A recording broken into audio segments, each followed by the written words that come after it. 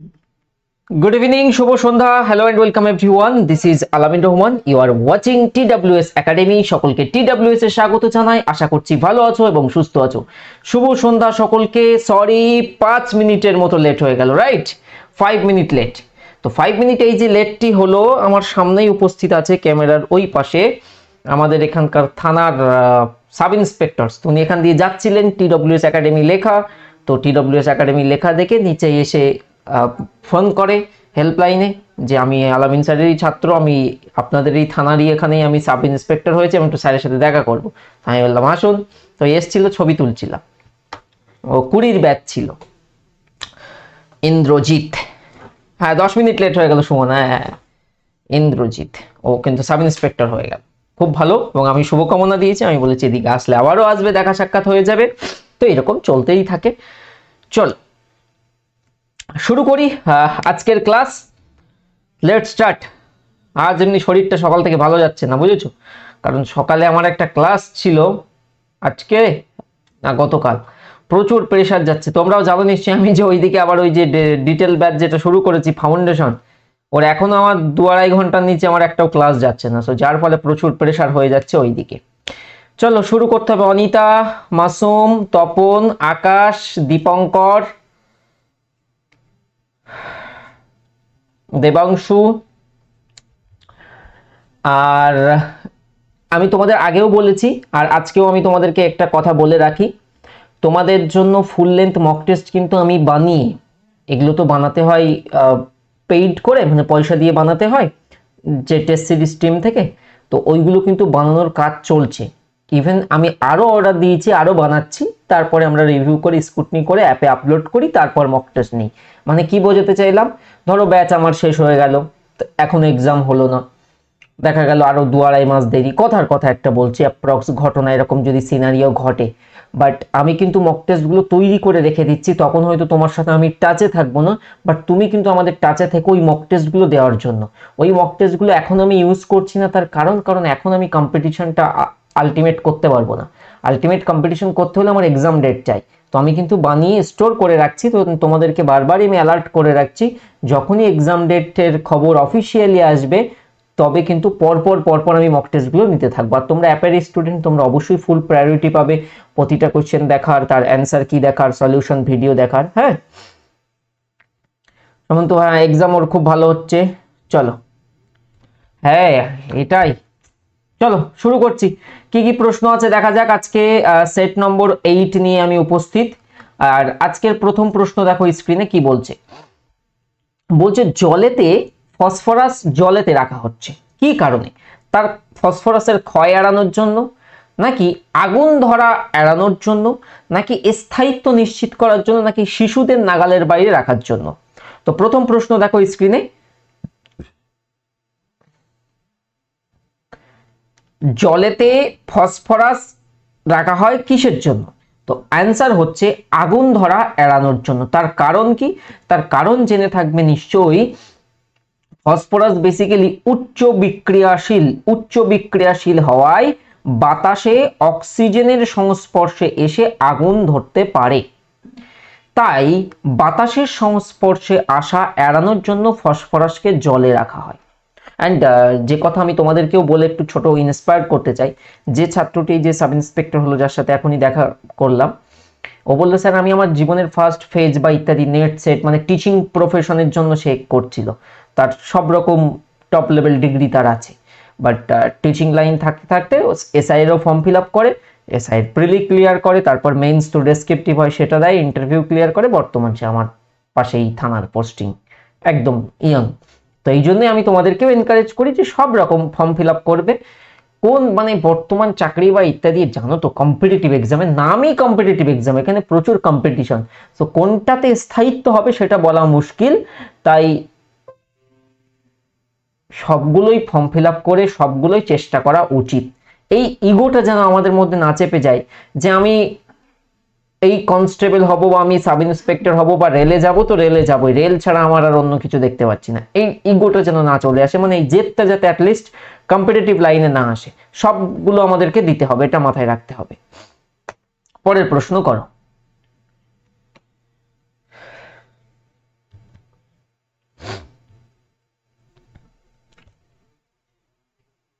সোহেল রানা, তোমার বন্ধু নতুন শুরু করবে, ওকেই নতুন যে আমরা এসএসসি ফাউন্ডেশন শুরু করেছি ওটাতে বলবে। হ্যাঁ, এর মধ্যে কোনটি ফতেহপুর সিক্রির একটি ঐতিহাসিক স্মৃতিস্তম্ভ নয়? তোমরা কেউ খেয়াল করেছো আজ থেকে বছর 4-5 আগে ডাব্লিউবিপি এক্সাইজের একটা এক্সাম হয়েছিল 19 সালের দিকে, এক্সাইজ কনস্টেবল, এবং আমি যদি খুব না ভুল বলে থাকি এক্সাইজের দিকে আমরা একটা প্রশ্ন পেয়েছিলাম। এখান থেকে দুটো প্রশ্ন হয়, একটা হয় গোল গম্বুজ কোথায় অবস্থিত, আরেকটা আসে গোলকুন্ডা ফোর্ট, আরেকটা আছে গোলকুন্ডা ফোর্ট দুর্গ, এটা কোথায় অবস্থিত? গোলকুন্ডা ফোর্ট আর গোল গম্বুজ। গোল গম্বুজ হচ্ছে বেসিক্যালি বিজাপুর, বিজাপুর হলো আমাদের কোন স্টেটে? কর্ণাটকাতে আছে, কর্ণাটকাতে আছে, আর এটা তেলেঙ্গানাতে। হ্যাঁ, গোলকুন্ডা ফোর্ট হচ্ছে তেলেঙ্গানাতে।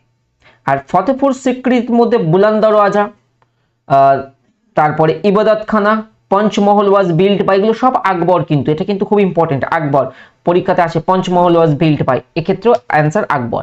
কিন্তু নয় বলেছিল যেহেতু, তাই আমি গোল গম্বুজ করলাম, কারণ কর্ণাটকের বিজাপুরে অবস্থিত গোল গম্বুজ, তাই right answer option number C, Panchmahal was build by. এই প্রশ্ন পরীক্ষাতে কিন্তু এসছে, Akbar is the correct answer. আচ্ছা বলো তো, আকবরের জীবনের শেষ যুদ্ধাভিযান কোনটি ছিল? আকবরের জীবনের শেষ অভিযান কোনটি ছিল? যদি এভাবে আমরা প্রশ্ন পাই সেক্ষেত্রে অ্যান্সার কি হবে? পারা উচিত তো 1601 আশিরগড়, ভেরি গুড মাসুম, আশিরগড় অভিযান এটি ছিল শেষ, 1601। দীপঙ্করেরও কারেক্ট। নেক্সট দেখো,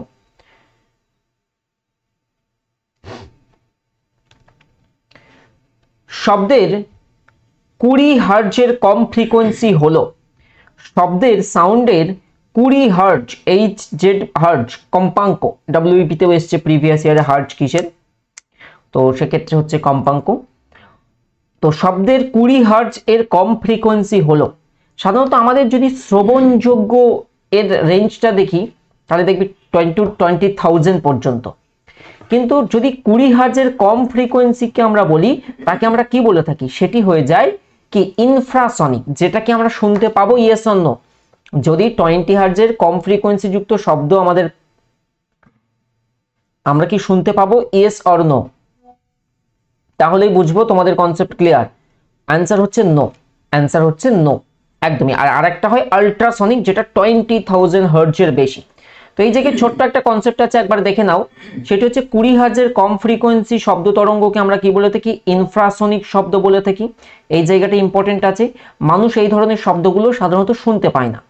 এর মধ্যে ভূমিকম্প, আগ্নেয়গিরির যে অগ্নুৎপাত কিংবা সমুদ্রের তরঙ্গ, এইগুলো ইনফ্রাসনিকের মধ্যে পড়ে। সাধারণত মানুষের ক্ষেত্রে 20 হার্টজ থেকে 20,000 হার্টজকে আমরা শ্রবণযোগ্য, যেটা আমরা অডিয়েবল হয় আমাদের ক্ষেত্রে এই ফ্রিকোয়েন্সির মধ্যে। আর শ্রবণ শক্তির সীমার উপরে থাকা ফ্রিকোয়েন্সি তরঙ্গকে আমরা আল্ট্রাসনিক ওয়েভ আমরা বলে থাকি, আল্ট্রাসনিক তরঙ্গ, যাকে আমরা অতিসনিক তরঙ্গ বলে থাকি। আল্ট্রাসনিক যেটা সাধারণত 20,000 হার্টজের বেশি হয়ে থাকে। তাহলে আমরা বিলো 20 হার্টজ, 20 হার্টজের কম হলে আমরা শুনতে পাবো না। আবার যদি আমরা 20,000 হার্টজ এর বেশি কোনো শব্দ তরঙ্গ দেখি তাহলে সেটাও আমরা শুনতে পাবো না। আমাদের শ্রবণযোগ্য লিমিট হচ্ছে এর মাঝে হতে হবে। পরবর্তী প্রশ্ন দেখো স্ক্রিনে। সমীর বলো, অ্যান্সার করো। ম্যাকমোহন লাইন কোন দুটি দেশের সীমান্ত নির্দেশ করে? ম্যাকমোহন লাইন, এটা দেখতে পাচ্ছ WBCS মেন্সে দুবার এসছে, WBCS এ ভালো এক্সাম। তাহলে ভারত চীন হবে এক্ষেত্রে কারেক্ট আনসার। আচ্ছা, এখান থেকে জেনে রাখো ভারতের সঙ্গে কোন দেশের সর্বাধিক দৈর্ঘ্যের সীমানা, সেটা বেসিক্যালি বাংলাদেশের সঙ্গে সর্বাধিক দৈর্ঘ্যের সীমানা রয়েছে। ওকে, এটা কিন্তু ইম্পর্টেন্ট। ভারতের, আমি যদি একটু ঘুরিয়ে প্রশ্ন করি যে স্থল সীমান্ত, স্থল সীমান্ত রয়েছে কতগুলি দেশের সঙ্গে? অ্যান্সার করো তো। স্থল সীমান্ত অর্থাৎ ভারতের যদি আমরা বলি ল্যান্ড বাউন্ডারি কানেক্ট করে এইরকম কতগুলো দেশের সঙ্গে, দেশগুলো কি কি? কি হবে কারেক্ট অ্যান্সার? দেখো অবভিয়াসলি আমরা স্থল সীমান্তের মধ্যে কি কি পাবো একবার দেখি। আমরা যদি এই রকম ডাইরেকশন দেখে শুরু করি, এই রকম, এদিকে আমরা কি পেয়ে যাই?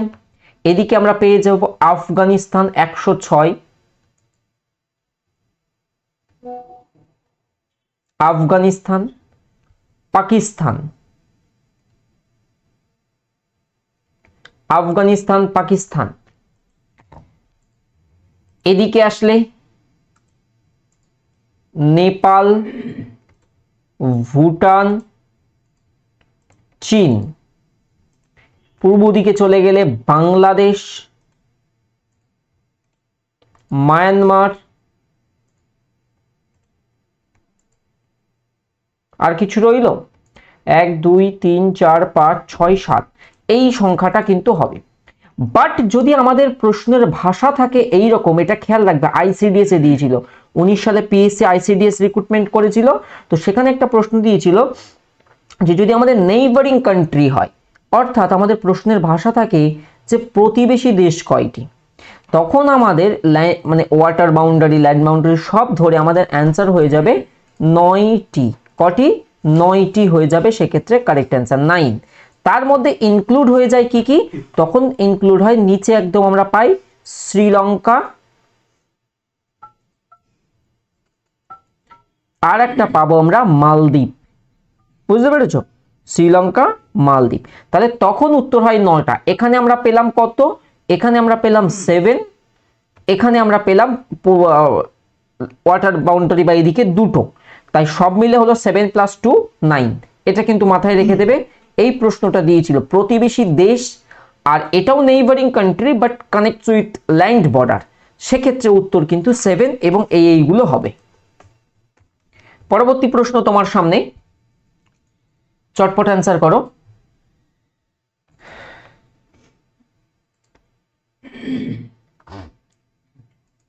ড্যাশ হলো পৃথিবীর বায়ুমণ্ডলের সর্বনিম্ন স্তর, সর্বনিম্ন স্তর। আচ্ছা, এটা হচ্ছে ডিফারেন্ট লেয়ার অফ অ্যাটমসফিয়ার, সহজ প্রশ্ন। আমরা বায়ুমণ্ডলের স্তর বিন্যাস যদি দেখি, সবচেয়ে নিচের যে স্তর আমরা বলি, এখান থেকে প্রচুর প্রশ্ন ধরা যেতে পারে। কাকে পড়া ধরবো? চটপট বলো। ট্রোপোস্ফিয়ার আমরা বলে থাকি। ট্রোপোস্ফিয়ার হচ্ছে কি পৃথিবীর বায়ুমণ্ডলের সবচেয়ে নিচের স্তর। আমি কানেক্ট করছি,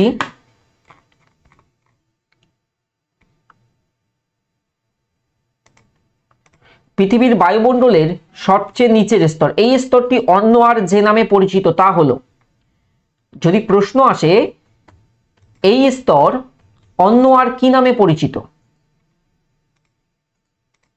বলো, সেক্ষেত্রে কারেক্ট অ্যান্সার কি হবে? আমরা যে ট্রোপোস্ফিয়ার বলি, মনে রেখে দেবে এখানে বেশিরভাগ গ্যাসীয় উপাদান উপস্থিত থাকে, এই জন্য এর অন্য একটি নাম হলো ঘনমণ্ডল। তাহলে আরেকটা নাম কি? ঘনমণ্ডল। এখানে ঝড়, বৃষ্টি, বজ্রপাত, তুষারপাত ইত্যাদি প্রাকৃতিক ঘটনা দেখা যায়, তাই একে আমরা ক্ষুব্ধ মণ্ডলও বলে থাকি। মনে থাকবে? তো এখানে আমি ছোট একটা এক্সপ্লেনেশনও এনেছিলাম, সেটা একবার চোখ বুলিয়ে নাও। পৃথিবীর বায়ুমণ্ডলের সর্বনিম্ন স্তরের নাম ট্রোপোস্ফিয়ার, আমরা সকলেই জানি। ট্রোপোস্ফিয়ারে ঝড়, বৃষ্টি, শিলাবৃষ্টি, বজ্রপাত, তুষারপাত সহ বিভিন্ন প্রাকৃতিক ঘটনা ঘটে, তাই একে আমরা কি বলি? রেগে থাকি, তাই আমরা বলে থাকি ক্ষুব্ধ, ক্ষুব্ধ মণ্ডল বলছি।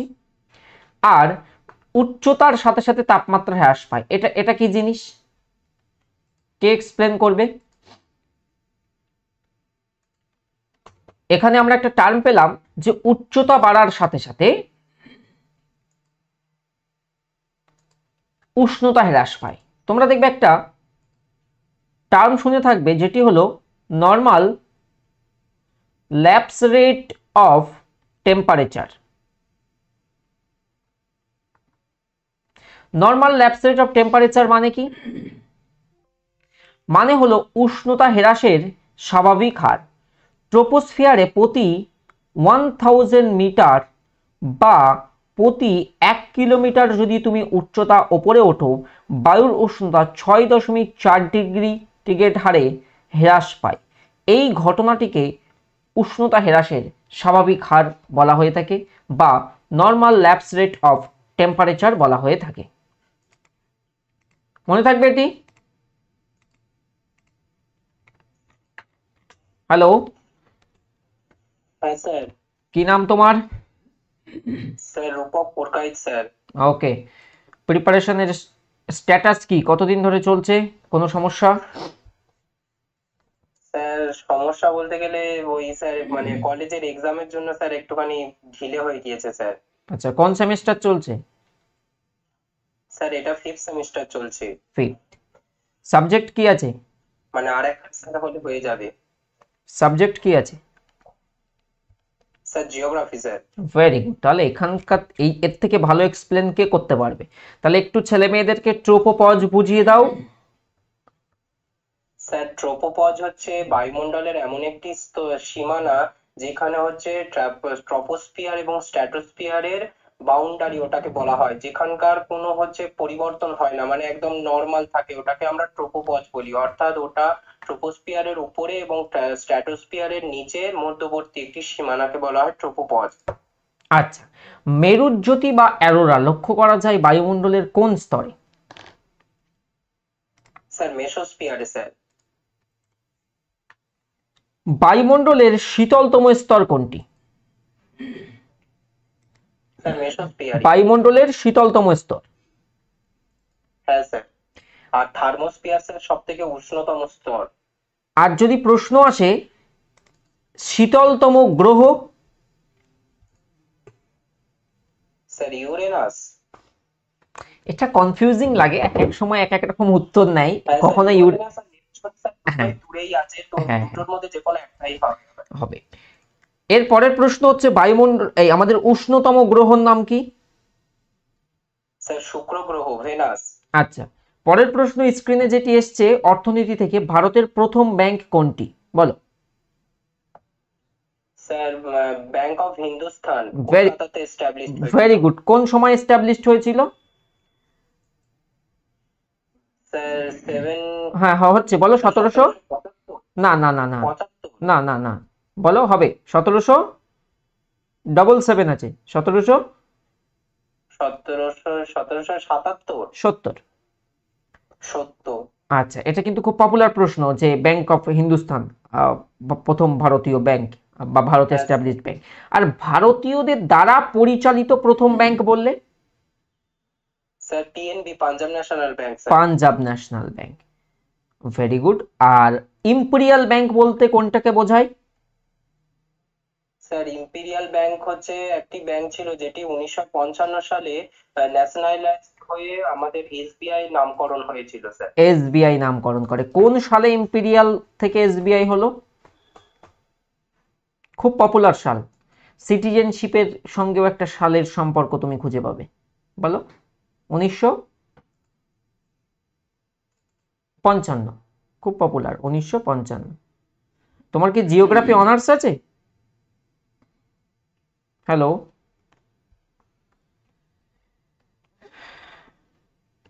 মেবি রূপক পুরকাইতের সঙ্গে ডিসকানেক্ট হয়ে গেল, বাট ভালো অ্যান্সার দিচ্ছিল, ভালো পড়াশোনা করে, বোঝাই যাচ্ছে। তো এগিয়ে যাই, এটা এসবিআই হিসেবে আত্মপ্রকাশ করে।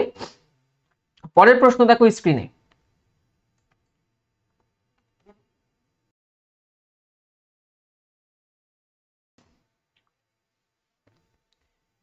এটা বেশ একটু ইন্টারেস্টিং কোশ্চেন আছে, সবাই ব্যবহার করো এই জিনিস, বাট একটু ঘুরিয়ে দিয়েছে। বলছে একটি ক্রেডিট কার্ড এর সোয়াইপিং ড্যাশ নীতির ওপর ভিত্তি করে তৈরি। কখনো ক্রেডিট কার্ড তুমি যদি এরকম মেশিনে সোয়াইপ করো, এটা মনে করো তোমার কার্ডের বিভিন্ন ডেটা থাকে, এখানে ছোট একটা চিপ টাইপের থাকে, তো তুমি যদি সোয়াইপ করো তাহলে সেটা কি জিনিস, মানে কি মেকানিজম সেখানে কাজ করে? ইলেকট্রোম্যাগনেটিক ইন্ডাকশন, ঘর্ষণজনিত বল, ফটো ইলেকট্রিক এফেক্ট, নাকি ডাইনামিক প্রযুক্তি? কোনটির ওপর বেস করে এই ক্রেডিট কার্ড সোয়াইপিং নীতি কাজ করে, এই প্রিন্সিপাল? সঠিক উত্তর হবে electromagnetic induction. Basically credit card swipe করে ইলেকট্রোম্যাগনেটিক ইন্ডাকশন যে নীতি তার উপরে ভিত্তি করে। পরের প্রশ্ন, এটা ডাব্লিউপি তেও এসছে, অন্যভাবে এসেছিল, ভাষা অন্য ছিল, বাট পারা উচিত। Let's try everyone. জাতীয় কংগ্রেস থেকে তুমি একটা প্রশ্ন পাবে পরীক্ষাতে, এটা একটা আশা রাখতে পারো, বুঝতে পেরেছো? জাতীয় কংগ্রেস থেকে প্রশ্ন একটা আসার তীব্র সম্ভাবনা রয়েছে, বলো। বলেন স্যার। কংগ্রেসের কোন অধিবেশনে 26শে জানুয়ারিকে পূর্ণ স্বরাজ হিসাবে উদযাপনের আহ্বান জানিয়েছিল? 1929। কোন সেশন? সেটা হচ্ছে লাহোর অধিবেশন স্যার। ভেরি গুড, এটা কিন্তু পরীক্ষাতে এসেছিল, মনে থাকবে তো? কতদিন থেকে হ্যাঁ প্রিপারেশন স্যার। নিচ্ছ, কোনো অসুবিধা? স্যার আমি কামিনুজ্জামান, আচ্ছা গত ক্লাসে কথা হয়েছে স্যার। আচ্ছা, কথা হয়েছে। কোন জেলায় বাড়ি ছিল? মুর্শিদাবাদ স্যার। মুর্শিদাবাদ। এবারে বলো, জাতীয় কংগ্রেসের প্রথম সভাপতি কে ছিলেন? উমেশ চন্দ্র ব্যানার্জি। জাতীয় কংগ্রেসকে কে সংখ্যালঘু অধৈবেশিক দল বলে মন্তব্য করেছিল? Lord Dufferin. জাতীয় কংগ্রেস যখন প্রতিষ্ঠিত হয় তখন তৎকালীন ভাইসরয় কে ছিলেন? আহ, তুমি কিন্তু ভাইসরয় লর্ড ডাফরিন ছিল। একদমই কারেক্ট অ্যান্সার। জাতীয় কংগ্রেসের জনক কাকে বলা হবে? Allan Octavian Hume. জাতীয় কংগ্রেসের কোন অধিবেশনে নেতাজি সুভাষচন্দ্র বসু দ্বিতীয়বারের জন্য সভাপতি হয়েছিলেন? ত্রিপুরি স্যার, ত্রিপুরি। কোন সালে?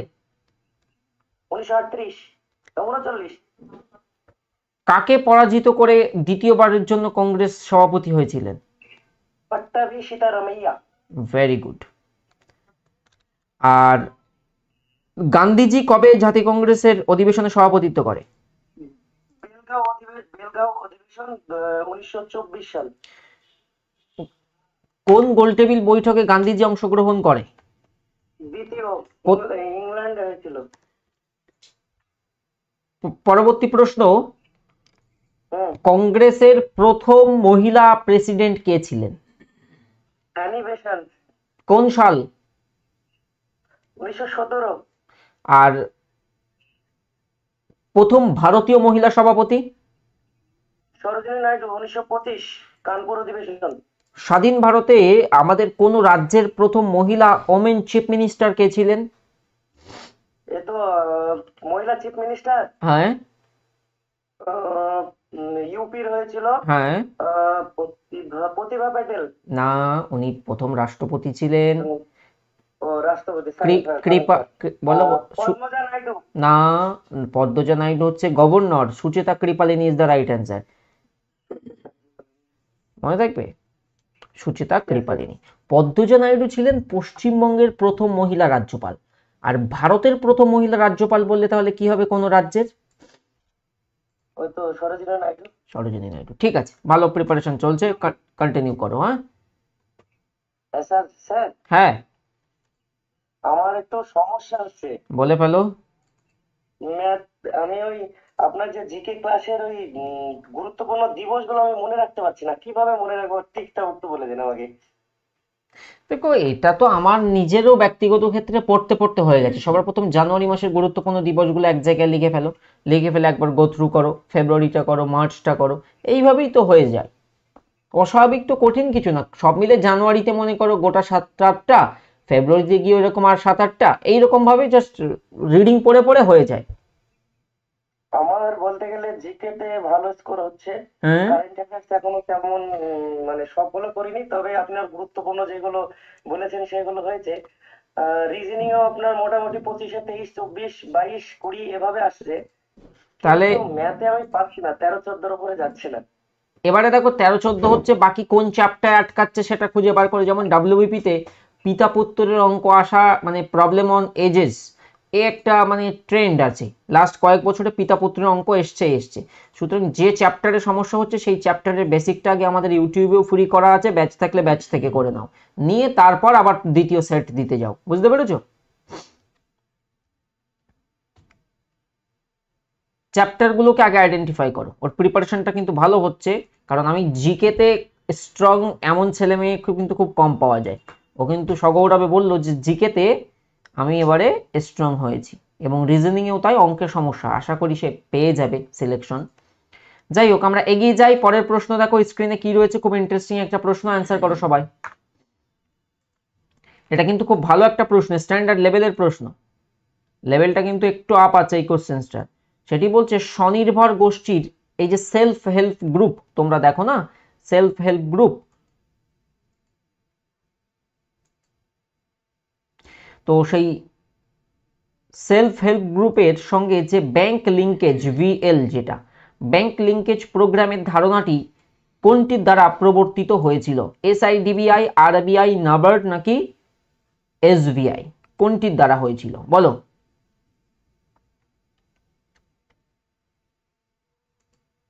এটি অন্যতম একটি পপুলার প্রশ্ন। তো সঠিক উত্তর হবে NABARD.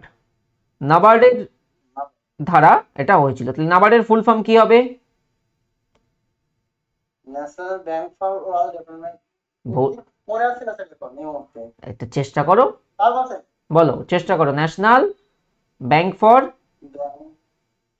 Rural agriculture and rural development কবে এস্টাবলিশড হয়েছিল? 1882 সালে। 1800, আচ্ছা 1982। আর নাবার্ডের হেডকোয়ার্টার কোথায়? মুম্বাই। স্যার মুম্বাই। বর্তমান চেয়ারম্যান কে আছেন? নাবার্ডে স্যার জানি না। এইভাবে জানি না কেউ বলে, চেষ্টা তো করো, বলো, পারবে। সাজি, সাজি, কেভি সাজি না? হ্যাঁ, এই তো চেষ্টা করতে হয়। এই জন্য ধরো এই প্রশ্নটা তোমার পরীক্ষায় আসলো, তুমি কি করবে? বুদ্ধি করে বাকি অপশনগুলো এলিমিনেট করবে। কোথাও আছে মনে করো রাজীব কুমার, কোথাও আছে শক্তিকান্ত দাস, বা আরো 3টে আলাদা নাম থাকবে। তো অপশন এলিমিনেট করে রাইট অ্যান্সারে চলে যাবে। তোমার নাম কি, কোন জেলা থেকে? আমার নাম সুফল ঘোষ, জেলা হচ্ছে মুর্শিদাবাদ স্যার। সুফল ঘোষ, মুর্শিদাবাদ। আচ্ছা, এই যে নাবার্ড এস্টাবলিশড হয়েছিল ডিউরিং হুইচ 5 ইয়ার প্ল্যানিং? কোন পঞ্চবার্ষিকী পরিকল্পনাকালে নাবার্ড স্থাপিত হয়? চতুর্থ স্যার।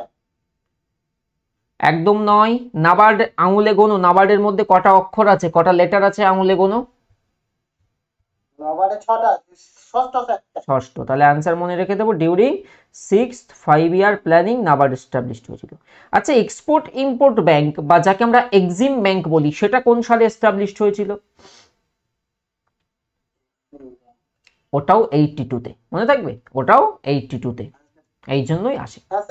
আচ্ছা, পরের প্রশ্ন স্ক্রিনে আছে, তুমি দেখতে পাবে না, আমি পড়ছি, শোনো।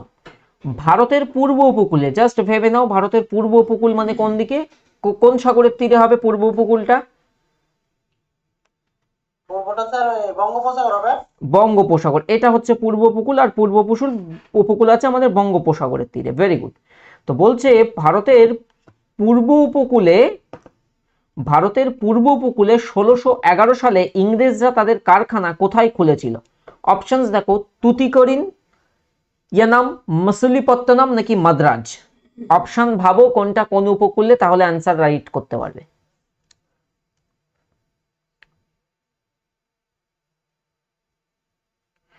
সঠিক উত্তর মছলিপত্তনম, মনে থাকবে।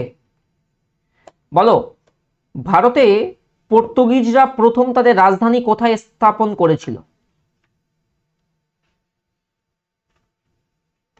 সুফলের সাথে ডিসকানেক্ট হয়ে গেল। সুফলও চেষ্টা করছিল, ভালোই অ্যান্সার করছিল। Very good. তাহলে এটা কিন্তু বঙ্গোপসাগরের তীর এবং মছলিপত্তনম হয়ে যাবে কারেক্ট আনসার। তাদের প্রথম কারখানা 1611-তে প্রথম কারখানা খোলে। পরের প্রশ্ন করো। 1882 সালে শিক্ষাগত সংস্কারের জন্য কে হান্টার কমিশন নিযুক্ত করেন?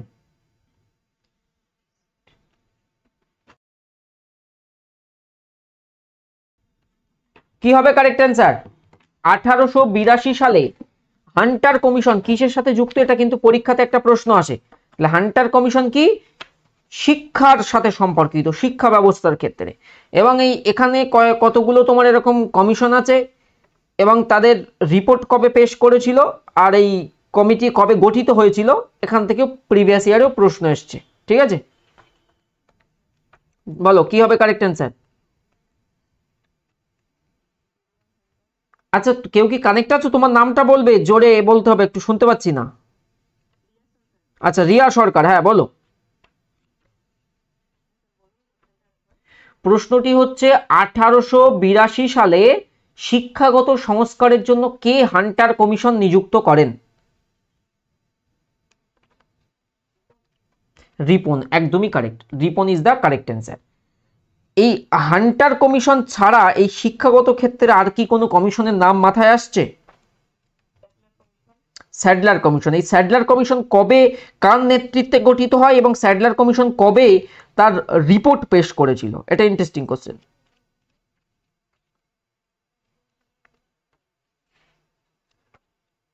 সহজ প্রশ্ন, ভাবো পেরে যাবে। দেখো স্যাডলার কমিশন 17 আর 19 না? স্যাডলার কমিশন থেকে যদি প্রশ্ন আসে যে কবে গঠিত হয়, তাহলে স্যাডলার কমিশন হচ্ছে 1917 সালে স্যাডলার কমিশন স্ট্যাবলিশড হয়েছিল। আর যদি বলা হয় তার রিপোর্ট কবে পেশ করেছিল, তাহলে তার রিপোর্ট পেশ করেছিল 1919।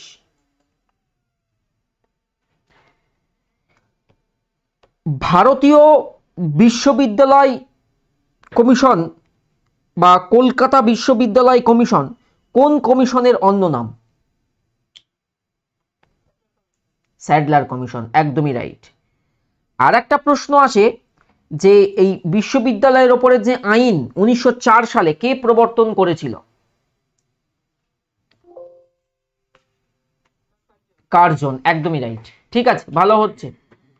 চল পরের প্রশ্ন। এটা তো হয়ে গেল রিপন। এরপরে দেখো এটা করো, সংবিধান থেকে।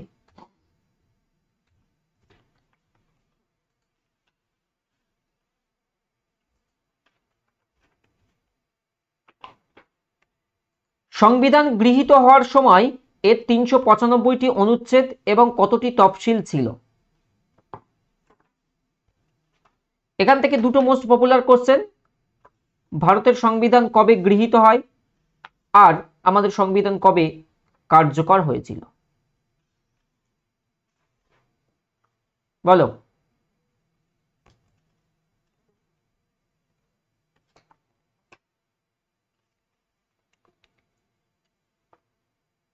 যদি আমরা এভাবে দেখি, গৃহীত আগে গৃহীত পরে কার্যকর, গৃহীত হচ্ছে দুটোই কিন্তু 26 তারিখ, 26 নভেম্বর সালটা 1949। কার্যকরের তারিখটা হলো 26 জানুয়ারি 1950। 26 নভেম্বর হচ্ছে কনস্টিটিউশন ডে। তো ভারতের সংবিধান যখন মূল সংবিধান, এটা অনেক সময় আসে যে অরিজিনালি বা মূল সংবিধানে কয়টি তফসিল, কটি পার্ট বা ইত্যাদি ছিল, একটা প্রশ্ন আসে। 395 আর্টিকেল, 22 পার্ট অ্যান্ড 8 শিডিউল ছিল। এই সংখ্যাটা কিন্তু বর্তমানে বৃদ্ধি পেয়েছে, মনে রাখতে হবে। হ্যালো, হ্যাঁ স্যার বলুন। হ্যাঁ, কি নাম আছে তোমার, কোন জেলা থেকে? নন্দিতা জানা, দক্ষিণ 24 পরগনা। নন্দিতা জানা। ভারতের সংবিধানে বর্তমান মোট কতগুলি পার্ট আছে আর কতগুলি শিডিউল আছে? পার্ট আছে 25টি আর শিডিউল আছে 12টি। 25টি পার্ট আর শিডিউল হচ্ছে 12টি। Very good. চলো পরের প্রশ্ন হচ্ছে, গণপরিষদের প্রথম সভাপতি কে ছিলেন? সচ্চিদানন্দ সিনহা।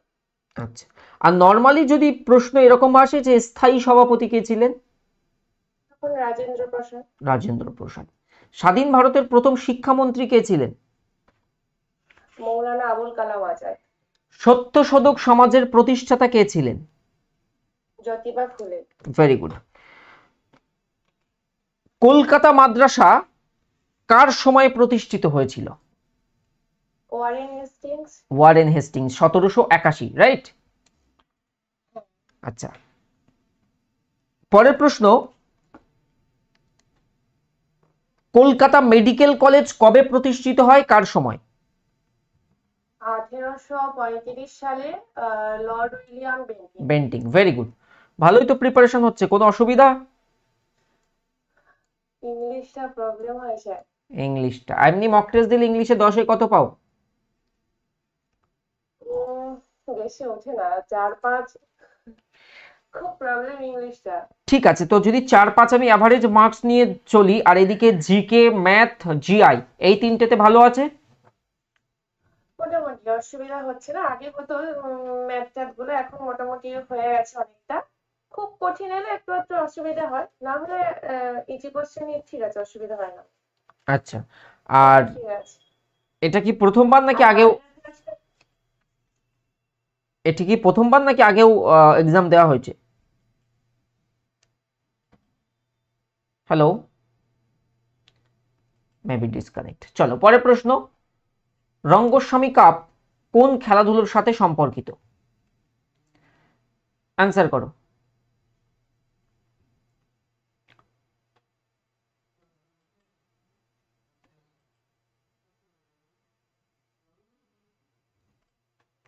রঙ্গস্বামী কাপ কোন খেলাধুলোর সাথে সম্পর্কিত? সঠিক উত্তর কি হবে? সঠিক উত্তর হচ্ছে হকি। একদমই, হকির একটি জাতীয় চ্যাম্পিয়নশিপ কাপ। অলিম্পিকের জন্য জাতীয় দলের খেলোয়াড় নির্বাচনের জন্য এই কাপ আয়োজন করা হতো। বলতো for the second time Bharat কবে এশিয়ান গেম হোস্ট করেছিল? দ্বিতীয়বারের জন্য এশিয়ান গেম, হ্যাঁ।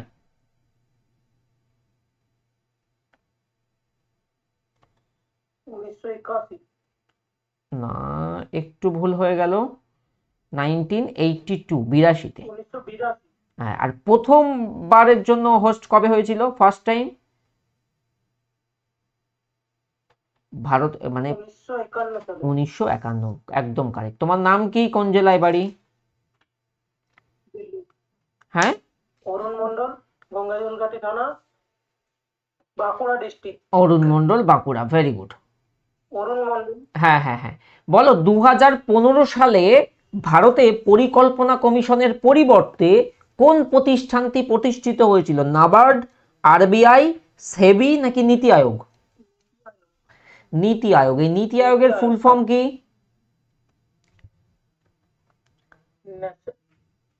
বলো। National institution for transforming India. Transforming India, একদম কারেক্ট। কবে এস্টাবলিশড হয়েছিল? 2015 সালের কোন তারিখে? Institution for transforming India. হ্যাঁ, 2015 সালের কোন তারিখে এস্টাবলিশড হয়? 1 জানুয়ারি, মনে থাকবে। 1 জানুয়ারি। হ্যাঁ। নীতি আয়োগের চেয়ারম্যান কে? চেয়ারম্যান? নীতি আয়োগের চেয়ারম্যান স্যার প্রধানমন্ত্রী। Prime minister. আর নীতি আয়োগের সিইও? প্রধানমন্ত্রী নরেন্দ্র মোদী। আর নীতি আয়োগের বর্তমান CEO, chief executive officer? R Subrahmanyam. BVR Subrahmanyam, very good. আর নীতি আয়োগের বর্তমান R Subrahmanyam sir. Vice chairman?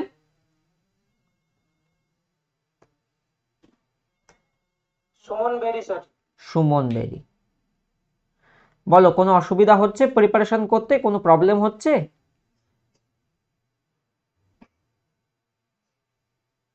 না, এমনি অঙ্ক রিজনিং সব ভালো আছে, জিকেটাও মোটামুটি 80% আয়ত্ত হয়ে গেছে। ইংলিশে তো 0। ইংলিশে 0? তো ইংলিশটা ইংলিশ হচ্ছে না। একটু যদি শুরু করা যায় তাহলে কি হবে না? কারণ এখন তো সময় রয়েছে অনেকটা। ধরো তুমি ডাব্লিউপির প্রথমে প্রিভিয়াস ইয়ার দিয়েই তুমি শুরু করলে, তাহলে কি যদি ওখান থেকে 5-6ও তুমি তুলতে পারো, সেটা কিন্তু অনেক। অ্যাকচুয়ালি স্যার কি হচ্ছে, ইংলিশটা যখন প্র্যাকটিস করতে যাচ্ছি তখন ইংলিশটাতে সমস্যা, প্রথম থেকেই সমস্যা ছিল, তো ইংলিশটা প্র্যাকটিস করতে গেলে বাকিগুলো তো আবার এই জিকেটাতে আবার মাথা হ্যাং করছে, করতে পারছে না তখন আবার। তো যদি মনে করো সামনের মাসে এক্সাম হয়, তো তোমার স্ট্র্যাটেজি কি হবে? যে ইংলিশটা ছেড়ে বাকি নম্বরগুলোতে, মানে বাকি 75 নম্বরের জন্য খাটছো, নাকি ইংলিশটাও সাথে রাখবে? বাকি কি আসবে স্যার, ইংলিশটা সাথে রাখেনি, 75 নম্বরের মধ্যে খাটছি, 75-এর মধ্যে 65 থেকে 70-এর মধ্যে আসছে। যদি এটা হয় তবে আমি বলবো ঠিক আছে, বাট এই অ্যাডভাইস সবার জন্য না। হ্যাঁ, যে টেনে তুলতে পারবে ওই জায়গায় তার জন্য ঠিক আছে, কারণ একটা সাবজেক্ট স্কিপ করা মানে অনেকটাই। অঙ্কটা স্যার হয়ে যাচ্ছে, 25-এ 25 অঙ্কটা হয়ে যাচ্ছে, রিজনিংও 23-24টা হয়ে যাচ্ছে, জিকেটাতে 2-4টা হয়ে যাচ্ছে, বাকি হয়ে যাচ্ছে। তো 23-24টা অ্যাটেম্প করলে দুটো একটা আমাদের হয়ে বইটা যাচ্ছে, থেকে, বাকি সব হয়ে যাচ্ছে। আমাদের বইটা, আমি একটা অঙ্ক বলছি, এই অঙ্কের উত্তরটা করে আমাকে জানাও। হ্যাঁ, আমাদের বইটা নিচেই কোথাও থাকতে পারে। খাতা পেন নাও, আমি একটা অঙ্ক বলছি। হ্যাঁ স্যার বলুন। দাঁড়াও, বার করে নি।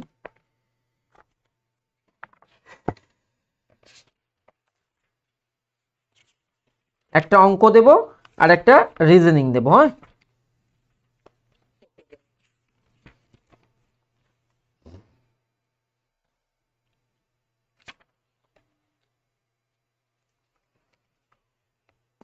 পরপর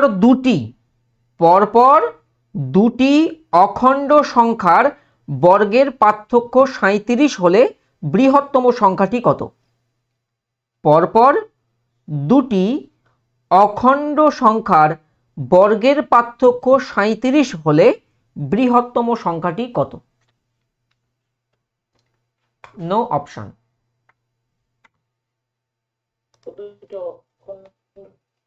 অখণ্ড সংখ্যার বর্গের পার্থক্য 37 হলে বৃহত্তম সংখ্যাটি কত?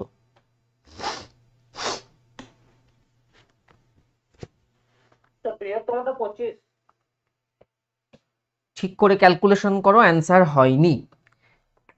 তুমি রাগ করবে না, আমি তোমাকে রিয়েলিটি বোঝাচ্ছি যে একটা মানে অঙ্ক যে আমি পারি, এইটা যে আমার স্লটে যদি না আসে, ওই দিনটা যদি আমার মানে তোমার না থাকে, তাহলে কিন্তু ওই 10টা নাম্বার কিন্তু আফসোস হয়ে যাবে, বুঝতে পেরেছো? সুতরাং ইংরাজিও অল্প অল্প করে, যদি খুব বেশি সময় না যায়, দিন অন্তত আধা ঘন্টা 1 ঘন্টা 40 মিনিট অন্তত দিয়ে শুরুটা করো। হ্যাঁ, অ্যান্সার হবে 19। তুমি চেষ্টা করবে। হ্যাঁ, 19। এবং এটা কোন পরীক্ষা এসেছিল জানো? এই 2023-এ যে লেডি কনস্টেবল হলো তার মেনের অঙ্ক ছিল এটা। ঠিক আছে, যা ডিসকানেক্ট হয়ে গেল বোধহয়। চলো এগিয়ে যাই। প্রিভিয়াস ইয়ারগুলো কিন্তু খুঁটিয়ে করবে সবাই। হ্যাঁ, টুম্পা রয়, তুমি কারেক্ট অ্যান্সার। সাথে সাথে কোশ্চেন বলার সাথে সাথে হাসমত, টুম্পা 19 লিখে দিয়েছিলে। লেডি কনস্টেবল মেনের ছিল। শান্তনু দিয়েছিল 19, বিবেকও তাই 19। চল, এই জন্য এগুলো সব রকম আমি ধরি, ছেলে মেয়েদের পড়া ধরি, কারো কোনো অসুবিধা। তনুশ্রী তুমিও বলেছিলে, সবাই বলেছি। আমার সামনে এত জোরে জোরে চলে যায়, আমি তো বুঝতে পারি না। এবারটা ইংরেজি ধরবো, একদম সহজ। কোন ভারতীয় সঙ্গীত শিল্পী প্রথম গায়ক যিনি সর্বোচ্চ বেসামরিক সম্মান ভারতরত্ন পান? তাহলে ভারতরত্ন প্রাপক প্রথম সিঙ্গারের নাম কি? জাকির হুসেন, এ.আর. রহমান, এম.এস. সুব্বলক্ষ্মী নাকি আর.ডি. বর্মন?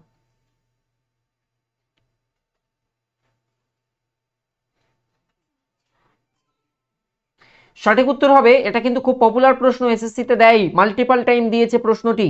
সঠিক উত্তর হবে এম.এস. সুব্বলক্ষ্মী। ঠিক আছে, M S. Subbulakshmi is the correct answer. Right answer option number C. শব্দের প্রাবল্য পরিমাপ করা হয় কোন এককে? এটাও ইন্টারেস্টিং কোশ্চেন। শব্দের প্রাবল্য পরিমাপ করা হয় কোন এককে? ডেসিবেল, যাকে আমরা ডিবি বলি, নাকি ওয়াট বর্গমিটার, নাকি হার্জ, নাকি শব্দের তীব্রতা? কোনটি? দেখো, decibel unit is the correct answer. Decibel. Hertz মনে রেখে দেবে কম্পাঙ্কের একক। এটাও ডব্লিউপি তে দিয়েছিল এক সময়, হার্জ কিসের একক? তো হার্জ হয়ে যাবে কম্পাঙ্ক। রেভলিউশনের ওপর থেকে প্রশ্ন।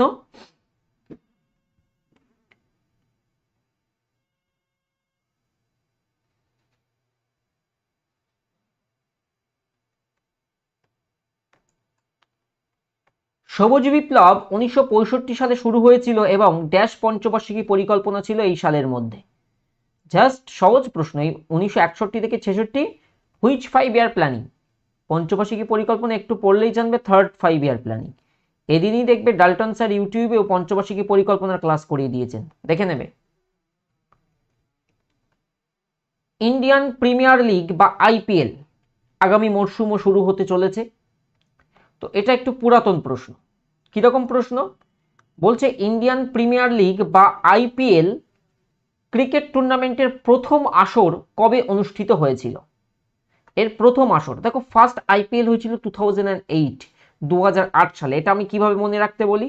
যদি কখনো প্রশ্ন আসে যে ভারতের প্রথম চন্দ্রযান মিশন বা চন্দ্রযান 1 মিশন কবে লঞ্চ হয়, সেক্ষেত্রেও আনসার হবে 2008। মনে থাকবে, চন্দ্রযান 1ও হচ্ছে 2008। অষ্টাধ্যায়ী বা বিশেষ করে ব্যাকরণ বিষয়ক গ্রন্থ থেকে এখান থেকে একটা প্রশ্ন আসে যে অষ্টাধ্যায়ী গ্রন্থটি লিখেছিলেন কে এদের মধ্যে? অষ্টাধ্যায়ী, পানিনি, বাল্মীকি, বেদব্যাস নাকি সুখদেব? রাজতরঙ্গিনী থেকে কাশ্মীরের ইতিহাস জানা যায়, কলহন রচিত, এগুলো তো খুব ফেমাস। রামচরিত সন্ধ্যাকর নন্দী, রামচরিত মানস, তুলসীদাস, এ দুটো তো খুব আসে। সঠিক উত্তর হবে panini is the correct answer. Safety pin কবে আবিষ্কৃত হয়েছিল? দেখেছো কত একটা প্রশ্ন। যেমন যদি স্যার বলে অবাক হয়ে যায়, টেলিভিশন কে আবিষ্কার করেন? একবার ডাব্লিউবিপিতে এসেছিল টিভি কে আবিষ্কার করেন। তেমনি সেফটি পিন জানো নিশ্চয়ই, বহুল ব্যবহৃত একটা ছোট্ট কিট। তো এই সেফটি পিন কবে আবিষ্কৃত হয়? ভেরি গুড, একজন তো অ্যান্সারও বলে দিয়েছে, পূজা বিশ্বাস, একদমই কারেক্ট। সেফটি পিন কে আবিষ্কার করেন? সঠিক উত্তর কি? Walter Hunt. আর জিল বেয়ার্ড যেটা হয়ে যাবে টেলিভিশনের ক্ষেত্রে।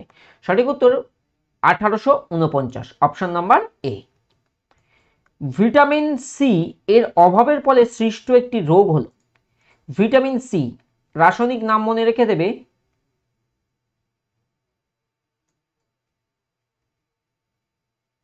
Ascorbic acid. মানুষের মূত্র দ্বারাও নির্গত হয়। টক জাতীয় ফলে বহুল মাত্রায় পাওয়া যায়, কাঁচা লঙ্কা, লেবু ইত্যাদিতে। তো বেসিক্যালি স্কারভি দাঁতমাড়ির ক্ষেত্রে একটা বিরাট প্রভাব ফেলে। Scurvy is the right answer. Arjun পুরস্কার, দেখো এখান থেকে দুটো পয়েন্ট, একটি হচ্ছে আমাদের ন্যাশনাল স্পোর্টস ডে কবে, হকি লিজেন্ড মেজর ধ্যানচাঁদের জন্মদিন 29 আগস্ট। আর ন্যাশনাল স্পোর্টস অ্যাওয়ার্ড রাষ্ট্রপতি দ্রৌপদী মুর্মু প্রদান করেছেন খেলাধুলো থেকে। আর এবছর কতজনকে অর্জুন পুরস্কার দিয়ে সম্মানিত করা হয়েছে? সর্বশেষ এডিশন এই 2025-এ তোমরা দেখেছো ন্যাশনাল স্পোর্টস অ্যাওয়ার্ড, আমাদের কতজন ক্রীড়া ব্যক্তিত্বকে, কতজন স্পোর্টস পার্সনকে প্রদান করা হয়েছে? 32 জন। এর তালিকাও কিন্তু করিয়ে দিয়েছি, পিডিএফও কিন্তু দেওয়া আছে। ন্যাশনাল স্পোর্টস অ্যাওয়ার্ড থেকে প্রশ্ন আসে, দেখে যাবে। 1756 সালে আলীবর্দী খানের মৃত্যুর পর কে বাংলার নবাব হন? আলীবর্দী খান মৃত্যুর পর কে বাংলার নবাব হন? ওয়াজির আলী, সাদাত আলী খান, সিরাজউদ্দৌলা নাকি সুজাউদ্দৌলা? রাইট অ্যান্সার হবে সিরাজউদ্দৌলা। একটা সন্ধি মনে রেখে দেবে, আলীনগরের সন্ধি সিরাজউদ্দৌলার সঙ্গে হয়েছিল। এবং একটা প্রশ্ন আছে যে কে কলকাতাকে আলীনগর নামকরণ করেন? এই সিরাজউদ্দৌলাই কলকাতাকে আলীনগর নামকরণ করেছিলেন। এটা কিন্তু প্রিভিয়াস ইয়ার এসেছিল যে কে কলকাতাকে আলীনগর করেন, সিরাজউদ্দৌলা। এটা একটা ইন্টারেস্টিং কোশ্চেন, অ্যান্সার করো। জওহরলাল নেহরুর, যেমন গান্ধীজির হচ্ছে মাই এক্সপেরিমেন্ট উইথ ট্রুথ, মনে থাকবে। আর জওহরলাল নেহরু ভারতের ফার্স্ট প্রাইম মিনিস্টার, তার আত্মজীবনী অ্যান অটোবায়োগ্রাফি।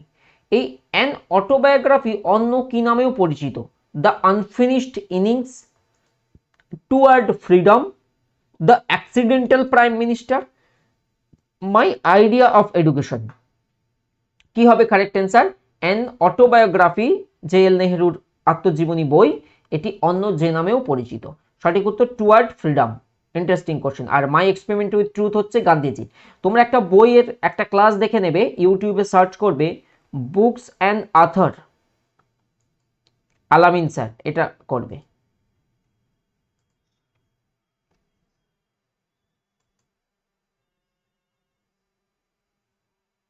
আপনি অনেক ছাত্রছাত্রীদের স্বপ্ন পূরণ করতে, স্যার সত্য কথা বলছি, আপনি আমাদের জন্য ও শ্রীকান্ত, ওকে। বুকস এন্ড অথর আলামিন স্যার ইউটিউবে করানো আছে, ওটা দেখে নেবে। যদি কারোর এই প্রশ্নের উত্তর ভুল হয়ে থাকে তবে ওই জায়গাটা পুরো রপ্ত হয়ে যাবে। Aligarh Mohammedan Anglo Oriental College কার দ্বারা প্রতিষ্ঠিত হয়েছিল? Aligarh Mohammedan Anglo Oriental College কার দ্বারা? স্যার সৈয়দ আহমেদ খান। এ তো সহজ প্রশ্ন, দেখা মাত্র অ্যান্সার হয়ে যাবে। সঠিক উত্তর অপশন নাম্বার এ, একদমই রাইট। নিম্নলিখিত কোনটি গঙ্গার উপনদী যা পাটনার নিকট সোনপুরে কাছে গঙ্গার সাথে মিলিত হয়েছে? বলো।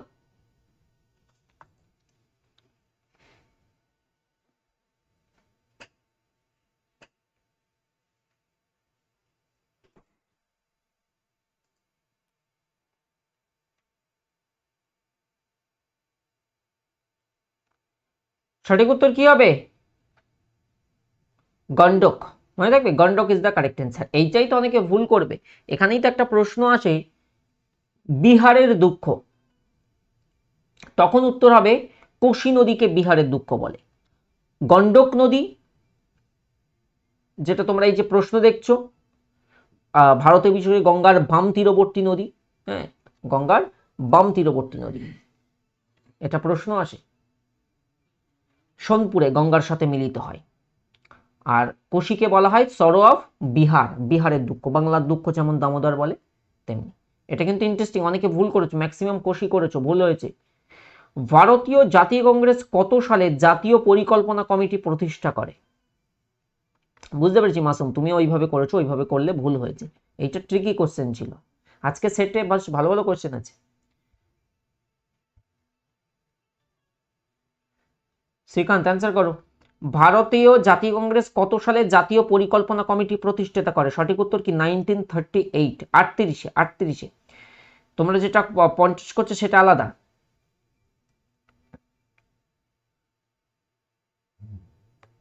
শরীরে ক্যালসিয়াম অক্সালেটের খুব বেশি মাত্রা থাকলে কি হয়?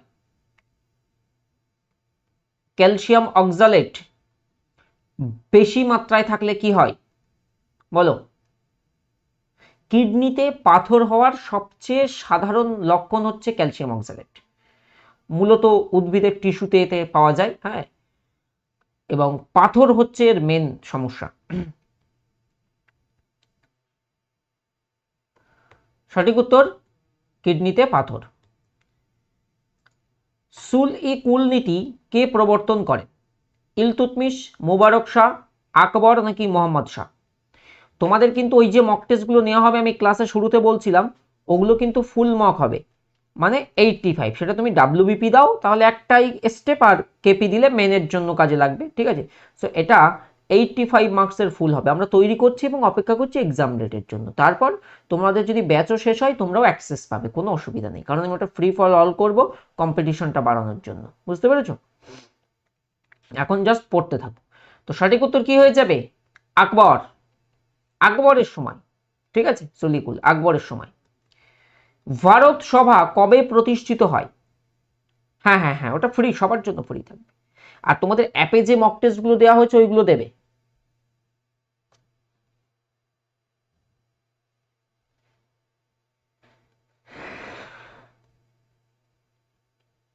ভারত সভা তখন কাট অফ পত্র ইত্যাদি তখন বলে দেবো কি থাকতে হবে, বুঝতে পারছো? অ্যাপে অপশন আছে, একটা কাট অফ সেট করে দেওয়া যাবে। ফর এক্সাম্পল আমি কাট অফ সেট করে দিলাম 66, তো যারা 66-র কম পাবে তাদের লেখা দেখাবে যে সে ফেল হয়েছে, বুঝতে পেরেছো? অ্যাপে এখন ওই রকম সিস্টেম আছে, কাট অফ সেট করে দেওয়া যাবে আগে থেকে।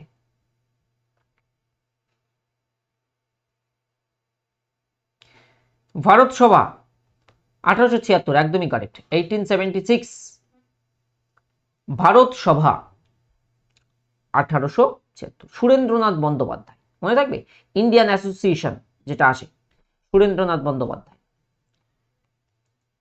নিম্নলিখিত কার সাথে এলাহাবাদ প্রশস্তি, এই টাইপের প্রশ্ন ডাব্লিউপিতে এসছে, প্রিভিয়াস ইয়ার খুঁজবে তাও পেয়ে যাবে। দেখো এই যে যত লিপি বা প্রশস্তি নিয়ে আমরা কথা বলি, দুটো প্রশ্ন আসে, যে কার সম্পর্কে আর রচয়িতাকে। তনুশ্রী এই যে বলার ক্ষমতা, যে সিরিয়াসলি বলেন স্যার ইয়ারে কি এক্সাম হবে, এটার বলার ক্ষমতা আমার নেই, বুঝতে পারো না? এটা ভালো করে আমাদের জিনিসটা বুঝতে, সিনারিওটা এমনই হয়ে গেছে, এক্সাম কন্ডাক্ট করে WBPRB, West Bengal police recruitment board. যতক্ষণ পর্যন্ত না, আমি সব আদার সোর্সেস ইনভ্যালিড, যতক্ষণ না পর্যন্ত সেই রিক্রুটমেন্ট বোর্ড অফিসিয়াল আপডেট দিয়ে জানাবে যে আমরা এক্সাক্ট কন্ডাক্ট করছি, কি কবে করব, কি করব না, হোয়াট এভার, সেখান থেকে যতক্ষণ না অফিসিয়াল আপডেট আসবে কোনো কিছুতে কিন্তু কান দেবে না, কারণ এই সুযোগটাকে অনেকে অসৎ উপায়ে চেষ্টা করবে। তো আমার উদ্দেশ্য বলার একটাই, আমরা অলওয়েজ অফিসিয়াল আপডেট ছাড়া আর কিছু ভরসা করব না। আমি জানি ছাত্রছাত্রীরা উদ্বিগ্ন এক্সামের তারিখ নিয়ে, বাট এটা কিন্তু আমি তুমি ডিসাইড করার কেউ নেই, এটা একমাত্র WBPRB চাইলেই এক্সামটা হবে, বুঝতে পেরেছো? তো এলাহাবাদ প্রশস্তি হচ্ছে সমুদ্রগুপ্ত, তাই না? আর এলাহাবাদ প্রশস্তি রচয়িতাকে হরি সেন। একটা প্রশ্ন আসতে দেখবে যে হরি সেন কার সভাকবি ছিলেন? সমুদ্রগুপ্তের সভাকবি।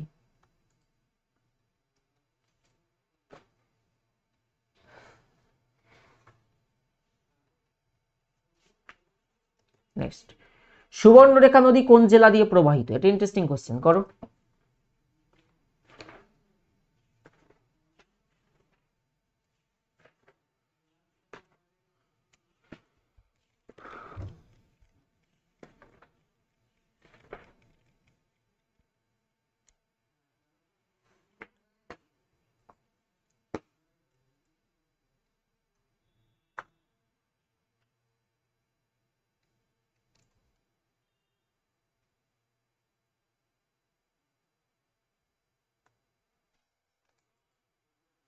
সঠিক উত্তর কি? সঠিক উত্তর Paschim Medinipur, option number B. Next, Arjun Barman sir আমাকে আজকে ধরবেন না? না আজকে আর ধরছি না, এটা করো। জলাভূমিতে ও ধান ক্ষেত থেকে কোন গ্যাস নির্গত হয়? তোমরা ছোটবেলায় আলেয়া বা ইত্যাদি পড়েছো বোধহয় বইতে, না? এটা তো মিথেন এ প্রাচুর্যতা থাকে। রাইট অ্যান্সার কি? Option number C. মাইক্রোচিপ তৈরিতে কোন ধাতুর ব্যবহার করা হয়? মাইক্রোচিপ, বিভিন্ন চিপে দেখবে সেমি কন্ডাক্টরের ইউজ হয়। সেমি কন্ডাক্টর, অর্ধ পরিবাহী। সিলিকন, জার্মেনিয়াম, তার মধ্যে এক্সাম্পল হচ্ছে, গ্রেট এক্সাম্পল, সিলিকন, জার্মেনিয়াম, এগুলো হচ্ছে অর্ধ পরিবাহী সেমি কন্ডাক্টর। তো যতই যে চিপ দেখো সেখানে সিলিকনের ব্যবহার দেখা যায়। তো এই ছিল আজকের প্রশ্ন। আই থিঙ্ক 35 MCQ ছিল। কার কত স্কোর হয়েছে কমেন্টে জানাও। আমি আবার নেক্সট ক্লাসে দেখা করব। আর মক টেস্ট কিন্তু তৈরি হচ্ছে, বারবারই বললাম, সেই মক টেস্টগুলো পরপর তোমাদের নেওয়া হবে। এখন পেশেন্স রাখতে হবে, ধৈর্যটা রাখতে হবে টিল এক্সাম, যতদিন না অ্যানাউন্সমেন্ট হচ্ছে। আর এই চক্করে পড়ে অনেকের পড়াশোনার খামতি হবে, সেই সুযোগটাকে কাজে লাগিয়ে নিজের ইমপ্রুভমেন্টটা বাড়াতে হবে, নাহলে কিন্তু মার্কসে আমরা টিকে থাকতে পারবো না। চলো, আজকে ওই 75-এর গল্প শুনে কয়েকজন কমেন্ট করছো যে স্যার আমি যদি 75 টার্গেট করি ইংলিশটা বাদ দিয়ে, এটা কিন্তু একটা ব্যাড হবে। কারণ দেখলে তোমার এই বন্ধুটাও দেখলে সে অঙ্কে ভালো হবে, আমি এটা বিশ্বাস করছি, অন্তর থেকে বিশ্বাস করছি। বাট সব দিন সবার সমান যায় না, না? এমনও তো দিন গেছে তুমি দেখেছো যে বিরাট কোহলি গুড স্কোর করতে পারেনি, কারণ তিনি ক্রিকেটের কিং, আমরা সবাই জানি, no doubt, world's best batsman. But সব দিন সমান যায় না তো, না? তো এমনও তো হতে পারে না যে সেই দিন পেপারটা একটু উদ্ভট আসলো। সুতরাং সব সাবজেক্টে সমান গুরুত্ব দিতে হবে, নইলে আমি এমনিতেই 10 ছেড়ে পরীক্ষা দিতে যাচ্ছি। 25 হয়েছে ঈশান আর একটু বাড়াতে হবে, 25 হলে হবে না, 25 হলে কম। আর আজকে সেট টেক টেস্ট বাপ্পাদা চতুর্থ সময় কাটে, ওটা দুরকম সময়কাল আছে, ঠিকই আছে। 72 বা 78-এ কনফিউজিং, তো কোনো অসুবিধা নেই, 72টা পড়ে চলো, 78টাও এক থটে কারেক্ট হয়। কি অর্থে বলে দিচ্ছি, চতুর্থ বৌদ্ধ সঙ্গীতি বা প্রথম বৌদ্ধ সঙ্গীতি থেকে তুমি যখন পড়বে না, সময়কালটা দেখবে দুরকম। যেমন গৌতম বুদ্ধের ক্ষেত্রেও দেখবে দুরকম জন্মসাল, দুরকম মৃত্যু, মানে মতান্তর একটা আছে, বুঝতে পেরেছো? ওই হিসেবে দুটোই হয়, মানে দুরকম আছে, মতান্তর আছে। বাট আমি যে 72 পড়িয়েছি সেটাও কারেক্ট, বা কত তুমি 78 দেখেছো সেটাও ওই অর্থে কারেক্ট নাই। ওটা প্রথমটা থেকে ওই দুরকম সাল চলে আসে, যার ফলে শেষে গিয়ে দুটো হয়ে যায়, বুঝেছো? চলো, ভালো থেকো সবাই। Sir KP preliminary cut off, যদি প্রিভিয়াস ইয়ারেরটা দেখতে চাও ইউটিউবে আমি করে রেখেছি, যখন যখন রেজাল্ট আউট হয় তখন তখন করি। আর যদি এবারেরটা বলে, এবারেরটা বলার ক্ষমতা তো আমার হয়নি, না? এক্সাম হয়নি কি করে? আর যদি কেউ তোমাকে বলে তো ভাববে তোমাকে বোকা বানাচ্ছে, কারণ এক্সাম না দেখে, না হয়ে, পেপার না দেখে, অ্যানালিসিস না করে কেউ জীবনে বলতে পারবে না। তো এই আর কি। চলো, ভালো থেকো সবাই, শেষ করি। দেখা হচ্ছে তসলিমার কি হচ্ছে, ম্যাথ আর রিজনিং এ ফুল মার্কস আসছে, বাট ইংলিশে আসছে না। ওই একটু ইমপ্রুভ করো, যদি অ্যাটলিস্ট 4-5ও যদি পাওয়া যায়, 50-50 করো, বুঝতে পেরেছো? যদি 4-5ও পাওয়া যায় তাহলে কিন্তু এদিকে দু একটা নষ্ট হলেও বোনাসটা পেয়ে যাবে, মানে অ্যাভারেজটা ঠিক থেকে যাবে। টাটা।